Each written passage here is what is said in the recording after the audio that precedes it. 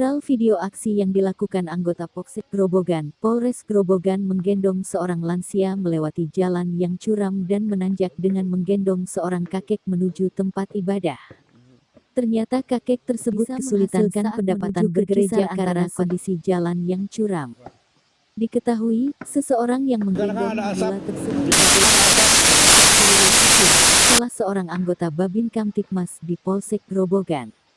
Ia yang beragama Muslim saat itu sedang menjalankan ibadah puasa. Terketuk hatinya melihat seorang kakek yang berusia lanjut berjalan dengan tongkat di tangan kanannya, terlihat kesulitan berjalan di jalan yang curam menuju gereja untuk melaksanakan ibadah kebaktian Jumat Agung.